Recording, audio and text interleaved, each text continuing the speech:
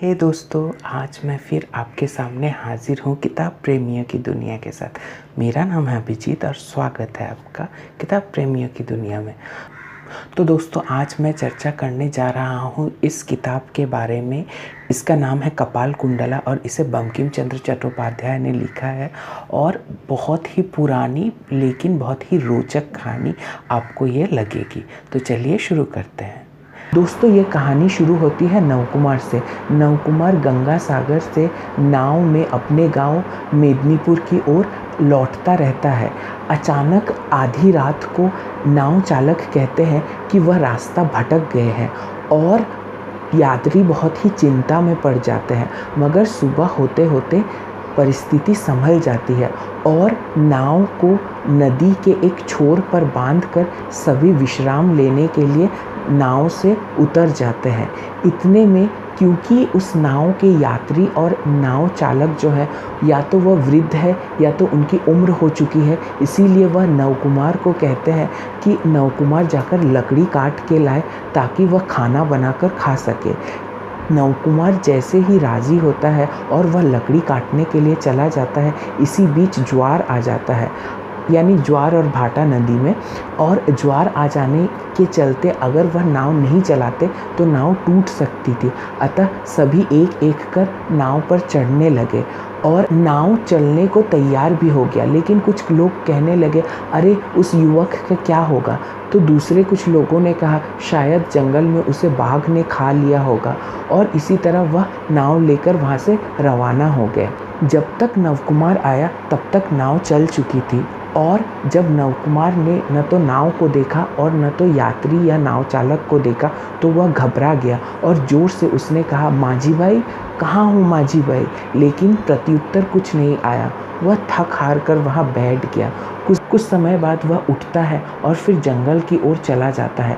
जंगल की ओर कुछ दूर जाने पर वह एक कापालिक को देखता है। कापालिक यानी एक तांत्रिक। वह जानता था कि कापालिक लोग बलि देते हैं। वह यहाँ पर खड़ा भी न रहता अगर उसे तीव्र भूख न लगी होती, मगर वह प्रतीक्षा कर रहा था कि कब कापालिक अपना आँख खोले। कापालिक कुछ मंत्र बोल रहा था और आँख मूंद कर कुछ ध्यान कर रहा था। वह जब आँख खोला तो सामने एक युवक को पाया। उस युवक से उसने नाम पूछा तो उस युवक ने कहा, मेरा नाम नवकुमार है और मुझे बहुत भूख लगी है। इस कापालिक ने कहा, चलो मेरे पीछे चलो, और नवकुमार उसके पीछे चल दिया। कापालिक अपने आश्रम में आया और उसने कहा कि यहाँ बहुत सी खाद्य सामग्री है, तुम यहाँ से आज का खाना खा सकते हो, लेकिन मेरे आने से पहले यहाँ से कहीं मत जाना। कहकर वह चला गया। रात को नवकुमार ने यही भोजन किया और भोजन करने के बाद वह इतना थका हुआ था कि उसे नींद आ गई। नींद इतनी गाढ़ी थी कि बिल्कुल सुबह में ही उसकी नींद खुली। सुबह को जब उसकी नींद खुली तो उसे फिर से भूख लगी थी, लेकिन अभी उस आश्रम में खाने के लिए कुछ भी नहीं था। अतः वह फिर जंगल की ओर प्रस्थान करने लगा ताकि वह कुछ फल मूल खा सके। और जंगल में जाकर उसने अपना पेट भी भरा, लेकिन पेट भरने के पश्चात वह आश्रम का रास्ता भटक गया। तभी उसे एक स्त्री मिली। उस स्त्री ने कहा, क्या आप अपना मार्ग भटक गए हैं? चलिए मैं आपको ले चलती हूँ। नवकुमार को ऐसा लगा कि यह कोई माया है, इतनी सुंदरी कोई हो ही नहीं सकती, और वह उसके पीछे पीछे चल दिया। अंत में उस स्त्री ने उसी आश्रम के सामने नवकुमार को लाकर खड़ा कर दिया। फिर नवकुमार ने जैसे ही उस आश्रम में प्रवेश किया तो उसने देखा कि उस आश्रम में चावल उबल रहे हैं और उसने दोपहर का खाना भी इसी से किया। शाम ढलते ढलते अचानक कापालिक उस आश्रम में प्रवेश किया और उसने नवकुमार से कहा कि मेरे साथ चलो।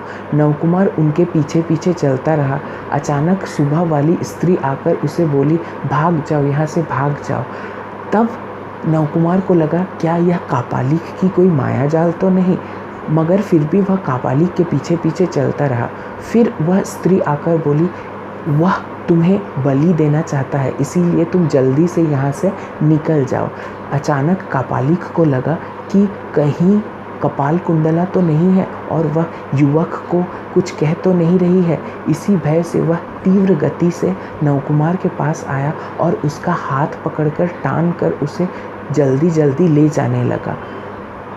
बलि देने की जगह पहुंचकर वह माता को प्रसन्न करने के लिए प्रस्तुति लेने लगा। माला वहाँ था और वहाँ ऐसे बहुत से चीज़ें थे जो बलि से पहले लगती है। जैसे ही वह बलि देने के लिए खड़म लेने गया जिससे वह नवकुमार का गला काटना चाहता था, तब उसने देखा कि खड़म वहाँ नहीं है और उसने ज़ोर से चिल्लाया, कपाल कुंडले। इसके बाद वह जंगल की ओर चला गया जहाँ वह कपाल कुंडला को ढूंढ सके और कपाल कुंडला इसी बीच नवकुमार को लेकर वहाँ से भाग गई और एक दरवाजे के पास चली गई और उस दरवाजे को वह खटखटाने लगी। यहाँ उसके पिता रहते थे। उसके अपने पिता का तो उसको पता नहीं था, मगर यह पिता बचपन से कपाल कुंडला को पाल पोस कर बड़ा किए थे। अतः उसके पिता ने दरवाज़ा खोला और कपाल कुंडला ने सारी चीज़ें उनके पिता को कही। इसके बाद उसके पिता चाहते थे कि कपाल कुंडला और उस व्यक्ति की शादी हो जाए और दोनों यहाँ से चले जाए, क्योंकि कापालिक इन दोनों को ही नहीं छोड़ेगा और अगर यह व्यक्ति चला भी गया अपने गांव तो कपाल कुंडला को तो बिल्कुल ही नहीं छोड़ेगा कापालिक। अतः उन्होंने काली माँ के चरणों में बेलपत्र रखा। अगर बेलपत्र गिर जाता इसका मतलब था कि काली माँ नहीं चाहती कि इन दोनों की शादी हो, मगर बेलपत्र गिरा नहीं और कपाल कुंडला के पिता ने समझ लिया कि काली माँ की भी इस शादी में सहमति है और वह खुशी खुशी नवकुमार के पास चले गए। नवकुमार के पास जाकर उन्होंने उसके बारे में कहा कि वह कौन है, वह किस जाति का है और उसकी क्या शादी हुई है। तो नवकुमार ने कहा, हाँ मेरी एक पत्नी है, लेकिन उसने मन ही मन सोचा कि वह अब मेरे साथ तो नहीं रहती है। कुछ ऐसे कारण आ गए थे जिससे उसकी पत्नी को कुछ ऐसे कारण थे जिसके लिए उसकी पत्नी अब उसके साथ नहीं रहती थी और दोनों का विवाह बचपन में हुआ। उन दिनों दूसरी शादी की भी अनुमति थी, अतः उन्होंने कपाल कुंडला के साथ नवकुमार की शादी करवा दी और दूसरे ही दिन उन्हें मेदिनीपुर के लिए भेज दिया।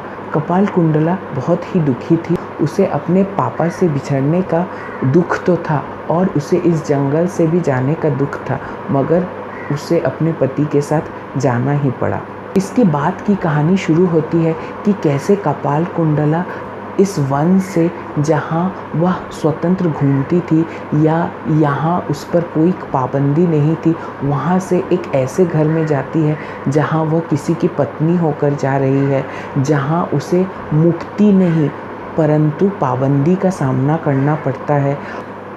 तो अंत तक आपको यह पता चलेगा कि क्या कापालिक अब भी नवकुमार को मारने के लिए उसका पीछा कर रहा है या फिर अब वह कपाल कुंडला को भी मारना चाहता है। नवकुमार की पूर्व पत्नी फिर से उसके जीवन में आती है तो नवकुमार क्या करता है, वह अपनी पूर्व पत्नी के साथ रहता है या फिर वह कपाल कुंडला के साथ रहता है या फिर वह जीवित ही नहीं रहता। कपाल कुंडला क्या कापालिक के हाथ से बच जाती है या फिर वह नवकुमार को भगा कर लाई थी, इसके चलते उसे कापालिक मार देता है और उसकी पूर्व पत्नी यानी नवकुमार की पहली पत्नी फिर से लौट आती है, मगर वह क्या अपना अधिकार लेने के लिए आती है या फिर सब कुछ कपाल कुंडला को देकर चले जाने के लिए आती है। अगर आप यह जानना चाहते हैं तो आप ज़रूर कपाल कुंडला पढ़िए।